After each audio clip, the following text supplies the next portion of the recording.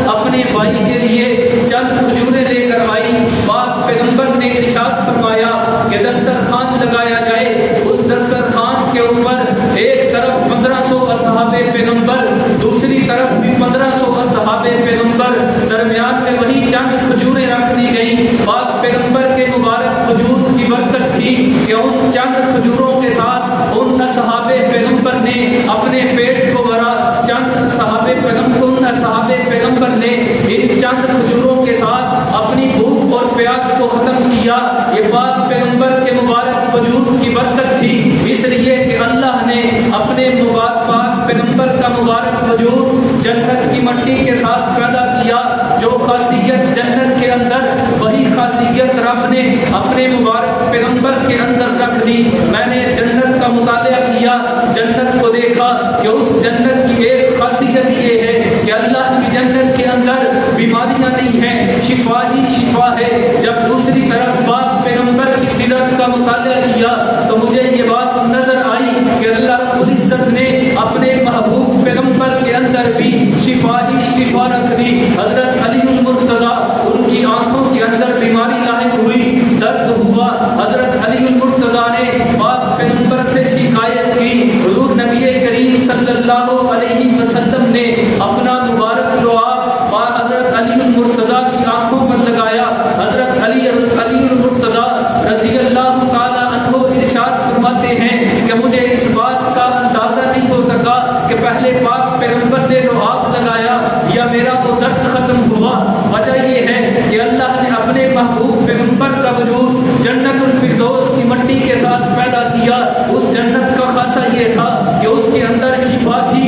اللہ رب العزت نے یہی شفا والی صفت پاک پیغمبر کے مبارک لعاب میں رکھ دی۔ جب میں نے رب کی جنت کا مطالعہ کیا تو مجھے یہ بات نظر آئی کہ اللہ رب العزت نے اپنی پاک جنت کے اندر ایک خاصیت یہ رکھی ہے کہ رب کی جنت کے اندر پاکیزگی ہی پاکیزگی ہے، طہارت خوبصورتی ہی خوبصورتی نظر آتی ہے۔ جب دوسری طرف میں نے پاک پیغمبر کی سیرت کا مطالعہ کیا تو حضرت انس رضی اللہ تعالی عنہ ارشاد فرماتے ہیں ولیدہ مطعون، کہ جب پاک پیغمبر اس دنیا میں تشریف لائے، پاک پیغمبر صلی اللہ علیہ وسلم کی آنکھوں کے اندر رب کی طرف سے سرما لگا ہوا تھا۔ آج میں اور آپ اپنے حسن کے اندر اضافہ کرنے کے لیے، خوبصورتی کو بڑھانے کے لیے آنکھوں کے اندر سرما لگاتے ہیں۔ پاک پیغمبر صلی اللہ علیہ وسلم کو یہ خوبصورتی اللہ رب العزت نے عطا کی۔ جب پیدا ہوئے اسی وقت سرما رب کی طرف سے لگا ہوا تھا۔ وجہ یہ ہے کہ رب نے اپنے محبوب پیغمبر کو جنت کی مٹی سے پیدا کیا۔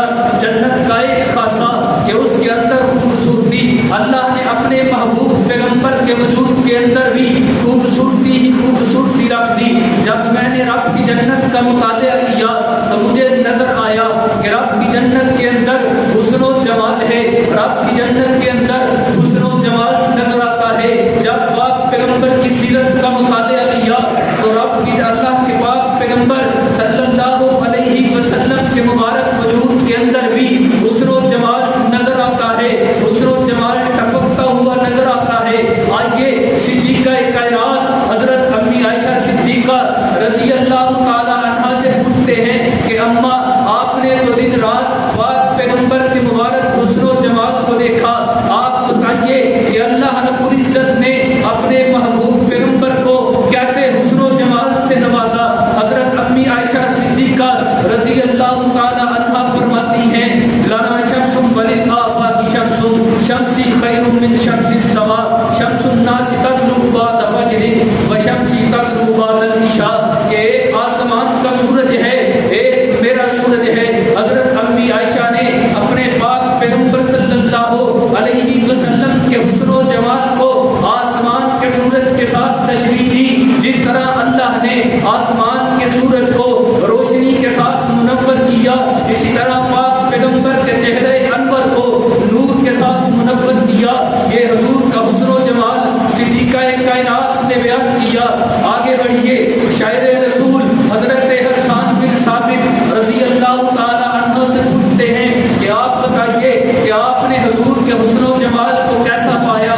تو شاعر رسول فرماتے ہیں وَأَحْسَنَ مِنْكَ لَمْ تَرَ قَطُّ عَيْنِي وَأَجْمَلَ مِنْكَ لَمْ تَلِدِ النِّسَاءُ خُلِقْتَ مُبَرَّأً مِنْ كُلِّ عَيْبٍ كَأَنَّكَ قَدْ خُلِقْتَ كَمَا تَشَاءُ۔ شاعر رسول فرماتے ہیں وَأَحْسَنَ مِنْكَ لَمْ تَرَ قَطُّ عَيْنِي، کہ میری آنکھ نے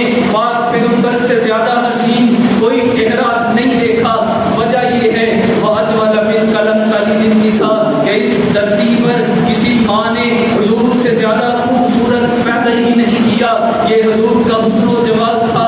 اس سے آگے بڑھیے، حضرت ابو ہریرہ رضی اللہ تعالی عنہ صحابی رسول جو حضور کے سفر حضرت کے ساتھی ہر وقت پاک پیغمبر کے ساتھ، ان سے پوچھتے ہیں کہ اے صحابی رسول آپ بتائیے کہ حضور کا حسن و جمال کیسا تھا۔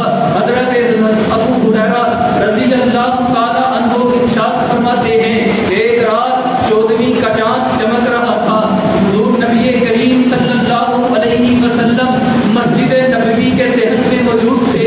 میں ایک مرتبہ آسمان کے چاند کی طرف دیکھتا، دوسری مرتبہ آمنہ کے لال کی طرف دیکھتا، پھر ایک مرتبہ آسمان کے چاند کی طرف دیکھتا، دوسری مرتبہ آمنہ کے لال کی طرف دیکھتا۔ بالآخر میری آنکھوں نے، میری عقل نے، میری ذہن نے یہ فیصلہ کیا کہ اللہ نے آسمان کے چاند کو تو خوبصورتی دی، لیکن جو حسن و جمال آمنہ کے لال کو دیا، ایسا حسن و جمال اللہ نے اس کائنات کے اندر کسی ذات کو نہیں دیا۔ یہ حضور کا حسن و جمال تھا۔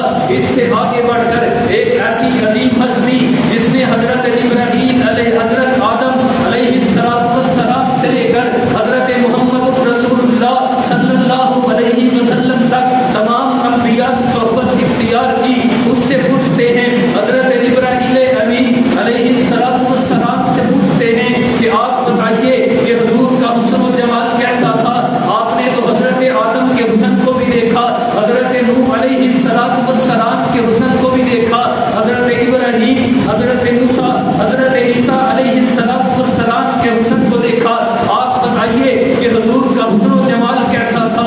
حضرت ابراہیم فرماتے ہیں، کربت مشارق الارض و مغاربها لم ارى احدا احسن اجمل من محمد صلی اللہ علیہ وسلم، کہ میں نے زمین کے مشرق مغرب کو دیکھا، شمال جنوب کو دیکھا، تحت الثری سے سدرۃ المنتہی کو دیکھا، حضرت آدم سے حضرت عیسیٰ محمد رسول اللہ صلی اللہ علیہ وسلم تک تمام انسانیت کے حسن کو دیکھا، کہ لیکن جو حسن، جو جمال، جو خوبصورتی اللہ رب العزت نے اپنے پاک پیغمبر صلی اللہ علیہ وسلم کو عطا کی، ایسا حسن و جمال، ایسی خوبصورتی میں نے آدم عیسیٰ کسی نبی کے اندر نہیں دیکھی۔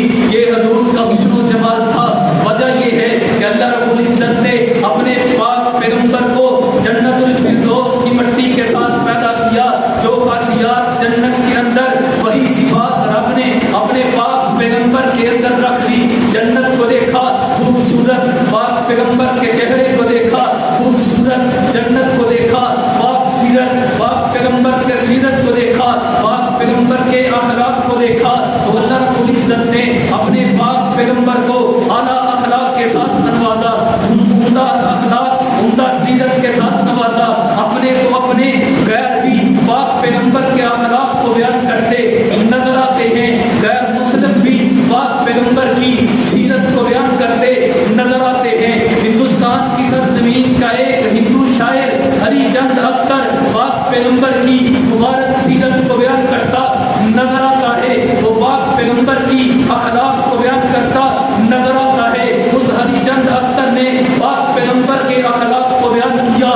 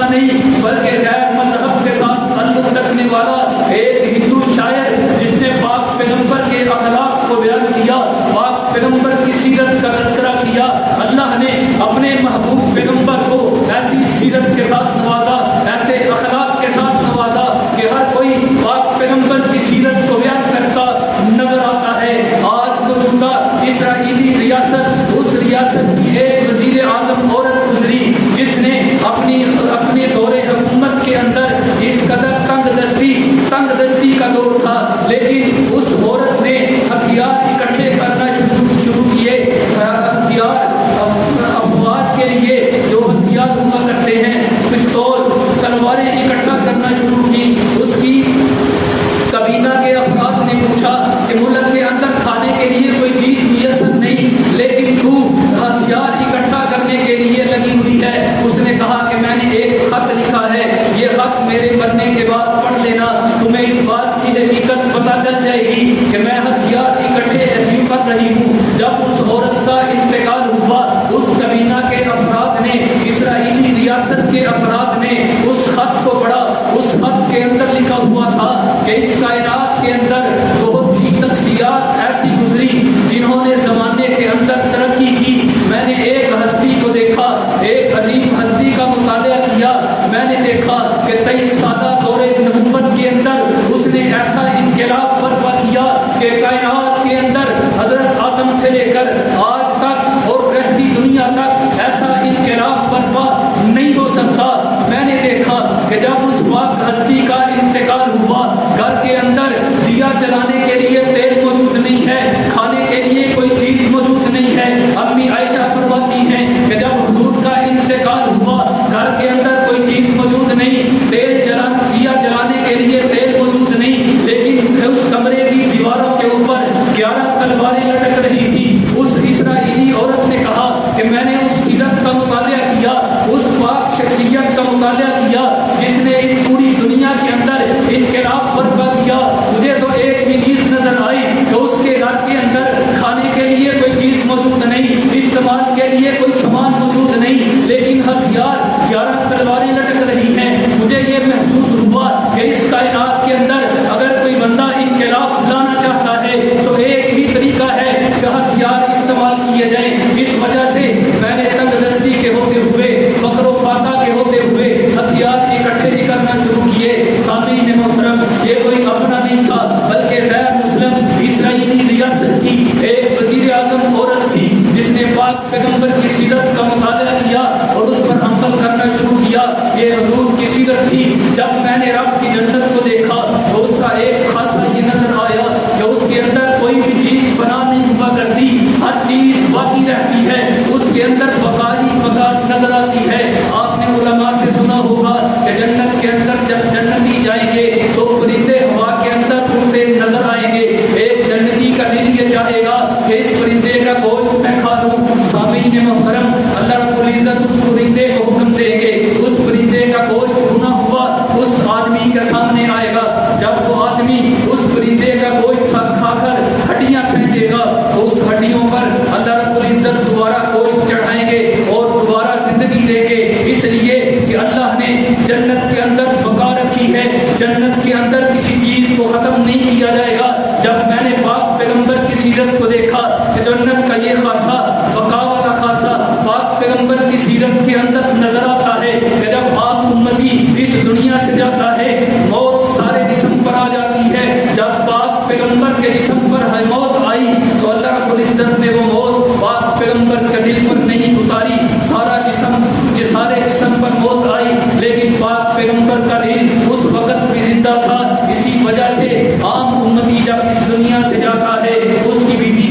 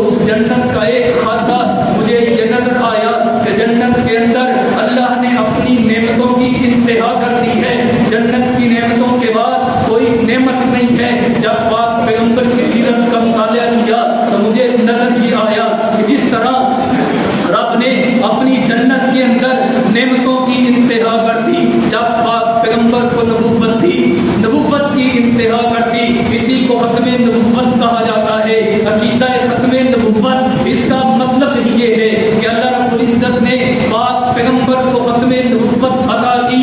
آپ کے بعد قیامت کی صبح تک کوئی نیا نبی پیدا نہیں ہو سکتا۔ اسے عقیدہ ختم نبوت کہتے ہیں۔ اسی عقیدہ ختم نبوت کا ایک مطلب یہ ہے کہ اللہ رب العزت نے حضرت آدم کا حصہ تمام انبیاء کو نبوت ایک خاص زمانے کے لیے دی، خاص قوم کے لیے دی، خاص وقت کے لیے دی۔ جب پاک پیغمبر کی باری آئی تو اللہ رب العزت نے تمام حدود کو ختم کر دیا۔ کسی ایک قوم کے لیے نہیں، تمام اقوام کے لیے، تمام مخلوقات کے لیے، جنات انسانوں کے لیے پاک پیغمبر کو نبوت عطا کی۔ ایک وقت کے لیے نہیں، ایک زمانے کے لیے نہیں، بلکہ اس شروع سے لے کر قیامت کی صبح تک پاک پیغمبر کو ختم نبوت عطا کی۔ عقیدہ ختم نبوت کا ایک مطلب یہ ہے کہ جب اعلاء کلمت اللہ کے لیے، دین کی نشر و اشاعت کے لیے مسلمانوں نے، اصحاب پیغمبر نے پاک پیغمبر کے مبارک حیات کے زمانہ میں جنگیں لڑی، ان جنگوں کے اندر شہید ہونے والے اصحاب پیغمبر کی تعداد صرف 256، لیکن جب پاک پیغمبر اس دنیا سے چلے گئے، پاک پیغمبر کی ختم نبوت پر ڈاکہ ڈالنے کی کوشش کی گئی تو اس وقت حضرت صدیق نے اصحاب پیغمبر کے لشکر کو روانہ کیا۔ پاک پیغمبر کی ختم نبوت کے لیے جنگ لڑی گئی۔ اس اکیلی جنگ کے اندر 1200 اصحاب پیغمبر نے اپنی جانوں کے نذرانے پیش کیے۔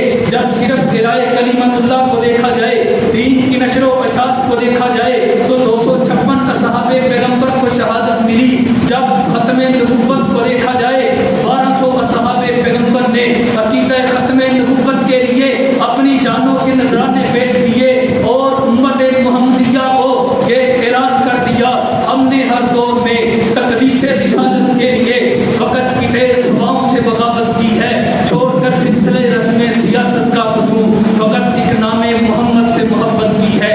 سامعین محترم، اللہ رب العزت نے اپنے پاک پیغمبر کا مبارک وجود جنت الفردوس کی مٹی کے ساتھ پیدا کیا۔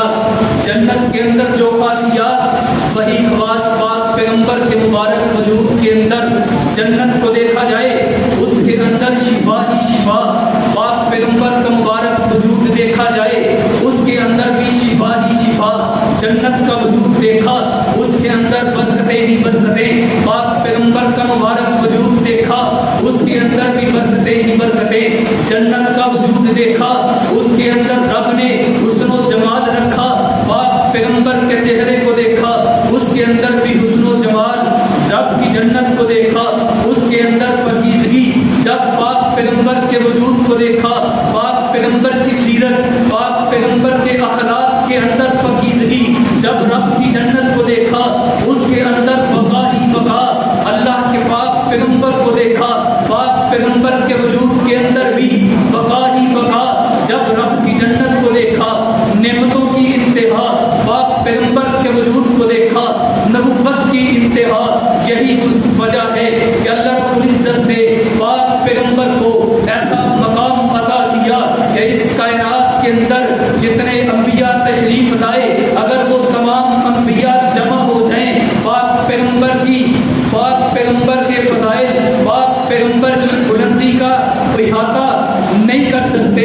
یہی وجہ ہے کہ معراج کی رات جب پاک پیغمبر مسجد اقصیٰ کے اندر تشریف لے گئے، تمام انبیاء جمع تھے۔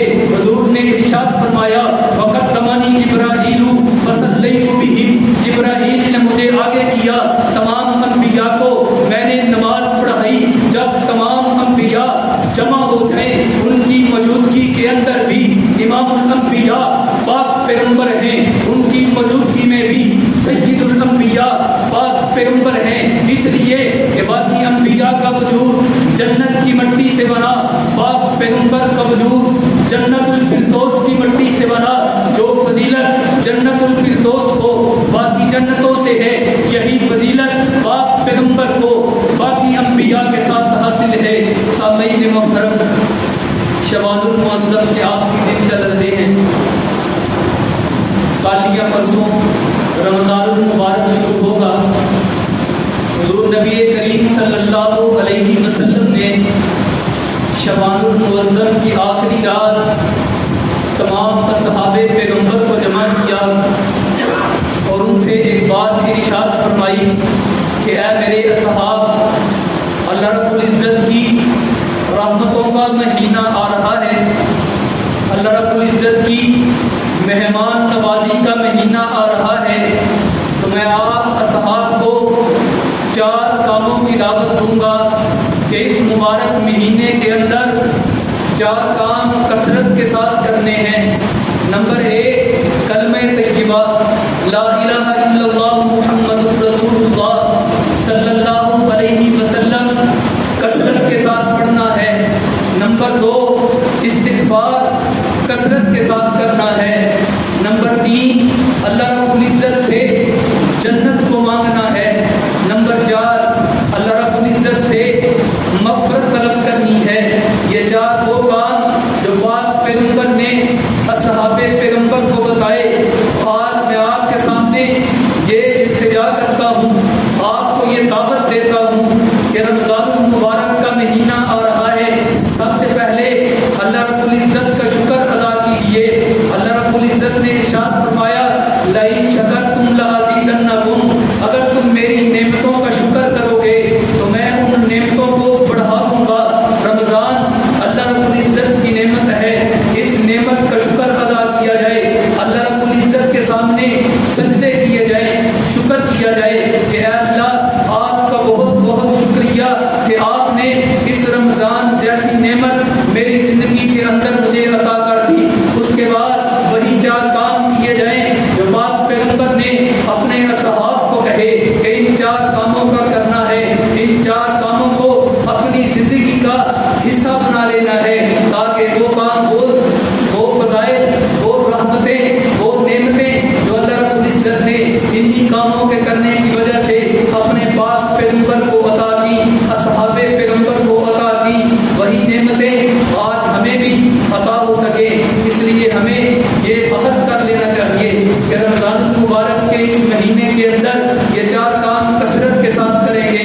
اللہ رب العزت کا دیا ہوا کلمہ ایمان لا الہ الا اللہ محمد رسول اللہ صلی اللہ علیہ وسلم کا زیادہ سے زیادہ ذکر کیا جائے، اللہ رب العزت سے استغفار کیا جائے، اللہ رب العزت سے رب کی جنت کو مانگا جائے اور اللہ رب العزت سے جہنم سے پناہ طلب کی جائے۔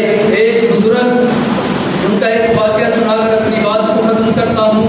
بہت بڑی شخصیت اور اللہ رب العزت سے یہ کہہ کر دعا کیا کرتے تھے کہ اے اللہ میں اس قابل تو نہیں، میرے اعمال اس قابل تو نہیں کہ مجھے تو جنت کے اندر داخل کر دے، لیکن مجھ سے جہنم کی آگ برداشت نہیں ہو سکتی، اس لیے آپ مجھے جنت کی عطا کر دیجیے۔